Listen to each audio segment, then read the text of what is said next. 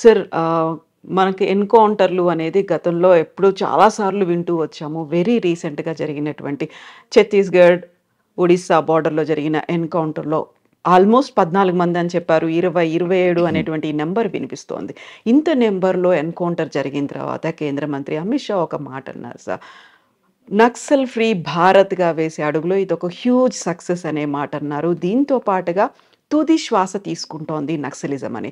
So, ఒక పక్కన అలాంటి స్టేట్మెంట్స్ ఉంటే, ఇంకొక పక్కన ప్రతి దాడులు తప్పవు అనేటువంటి స్టేట్మెంట్స్ కూడా వినిపిస్తున్నాయి.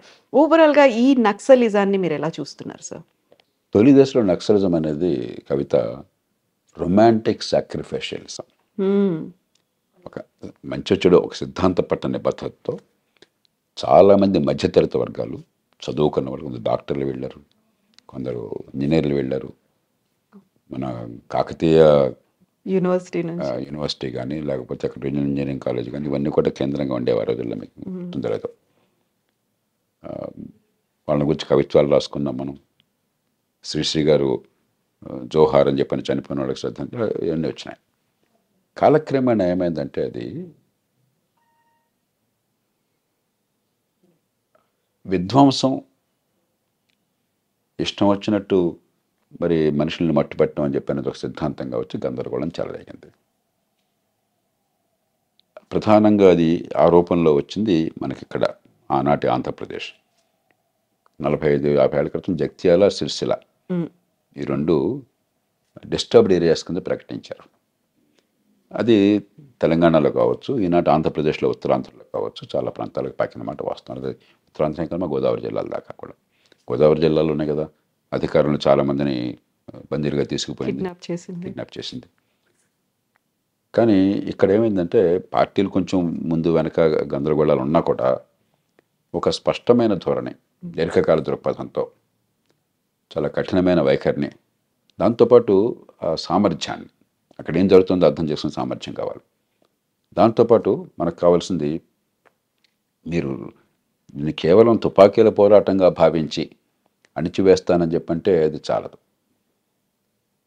హింసకు పాల్పడి అమాయకుల ప్రాణాలు తీసేస్తున్నప్పుడు ప్రభుత్వం కఠినంగా వ్యవహరించాలి, తప్పదు, అది ప్రభుత్వం బాధ్యత. కానీ దాంతోనే నక్సలిజం అంతం కాదు.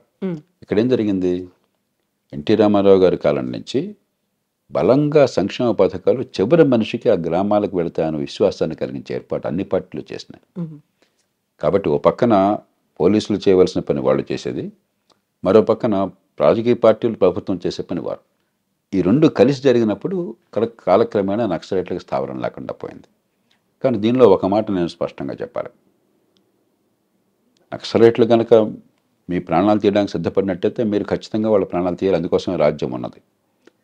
కానీ అమాయకుల్ని పెడరెక్కలు విరిచి చంపేసి ఈ బోటకపు ఎన్కౌంటర్ల ద్వారా చేసినట్టయితే సమాజం హర్షించదు, అది చట్టవిరుద్ధం, రాజ్యాంగ విరుద్ధము. దీర్ఘకాలంలో మీకు ఈ ఉద్యమాలను అణిచివేయలేరు.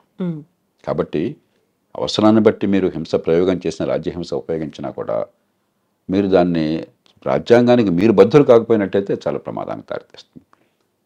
కాబట్టి ఎప్పుడైతే ఇక్కడ ఒక పక్కన రాజకీయంగా, మరో పక్కన పోలీస్ యంత్రాంగం సామర్థ్యము, వాళ్ళ సాక్రిఫైస్, చాలామంది పోలీసులు ప్రాణాలు కోల్పోయారు. మన పోలీసులు చాలా సందర్భాల్లో తిట్టడానికి కారణాలు కూడా ఉండొచ్చు, కానీ అదే సమయంలో పోలీసులు ప్రాణాలు కోల్పోతున్నారు. ఒక సామాన్యమైన కానిస్టేబుల్ ప్రాణాలొడ్డి అక్కడ పోరాడి ప్రాణం ఎందుకు పోగొట్టుకోవాలి? కాబట్టి దానికి తగ్గ నాయకత్వాన్ని ఇచ్చారు, ఆ ధైర్యాన్ని ఇచ్చారు, ఒక సంకల్ప బలాన్ని ఇచ్చారు, ప్రాణాలు కోల్పోయారు కొంతమంది. కాబట్టి ఇక్కడ దాదాపుగా అంతరించిపోయింది. కానీ ఇక్కడ వాళ్ళు అక్కడికి వలసపోయారు. నాయకత్వాన్ని ఇస్తున్న వాళ్ళు మన నుంచి వెళ్ళిన వాళ్ళే. ఆ రాష్ట్రాల్లో మన నుంచి పాఠాలు వేగంగా నేర్చుకోవాలి. ఇటీవల కాలంలో కొన్ని నేర్చుకుంటున్నారు. కాబట్టి బహుశా పోలీస్ సామర్థ్యం పెరుగుతోంది అక్కడ, వీళ్ళని అణిచివేయటంలో కానీ, లేకపోతే అదుపు చేయడంలో కానీ. కానీ ఇక్కడి నుంచి నేర్చుకున్న కీలకమైన పాఠం, రాజకీయంగా ఆ గ్రామాలకు వెళ్ళి పార్టీలు అక్కడ ప్రభుత్వ సంక్షేమ పథకాలను సమర్థంగా అందే ఏర్పాటు చేసి, ఈ నక్సలిజం లేని ప్రపంచం అయినట్టయితే మీకు మౌలిక సదుపాయాలు బాగుపడితే ఆర్థిక వ్యవస్థ పెరుగుతుంది, సంక్షేమ పథకాల ఫలితాలు అందుతాయి, పేదరికం బాధ కొంతైనా తగ్గుతున్న నమ్మకాన్ని కలగజేయటం చాలా కీలకం. ఆ పని చేస్తున్నారని నేను ఆశిస్తున్నాను. అది కనుక చేసినట్టయితే ఆంధ్రప్రదేశ్ వ్యవహరించిన వ్యూహం రెండు పక్కల, ఓ పక్కన పోలీస్ సామర్థ్యాన్ని పెంచి హింసని ప్రతిహింసతో ఎదుర్కొని అణిచివేయడం ఒక పక్కన చట్టబద్ధంగా, రాజ్యాంగబద్ధంగా, రెండో పక్కన సంక్షేమ పథకాలని సామాన్యులకి, మారుమూల ప్రాంతాలకు సైతం అందించే ఏర్పాటు చేసి ఈ రాజ్యాంగబద్ధమైన వ్యవస్థలో ఎన్ని పొరపాట్లు ఉన్నా కూడా ఇక్కడ భవిష్యత్తు మనకుంటుందని విశ్వాసాన్ని కలిగించే ప్రయత్నం రెండు పక్కన. ఇవి ఉన్నట్టయితే కాలక్రమేణా ఈ హింస ద్వారా కాకుండా శాంతియుతంగా సమస్యలు పరిష్కరించే వాతావరణం వస్తుంది. సో ఛత్తీస్గఢ్లో 2026 కల్లా నక్సల్స్ని ఏరివేస్తామనేటువంటి మాట గట్టిగా పోలీస్ శాఖ కూడా చెప్తోంది. ఎట్ ద సేమ్ టైం అభివృద్ధి అనేది అడవుల దాకా తీసుకొచ్చారు. అక్కడ ఉన్నటువంటి ట్రైబల్స్ని అక్కడ నుంచి తరలించేస్తున్నారు. అక్కడ అభివృద్ధి అవసరమా, విధ్వంసం జరుగుతోంది అనే మాట కూడా. దానికి ఎక్కడైతే ప్రజా సమస్యలు ఉన్నాయో పోరాటాలు చేయడానికి ఇలాంటి ఉద్యమకారుల అవసరం అందుకనే ఉంటుంది. స్థానిక సమస్యలు అక్కడ పరిస్థితులు నాకు తెలియవు కాబట్టి నేను చెప్పలేను. కానీ రెండూ లేకపోతే కేవలం పోలీసుల ద్వారానే వీటిని అణిచివేస్తామనుకుంటే అది పొరపాటు నా దృష్టిలో.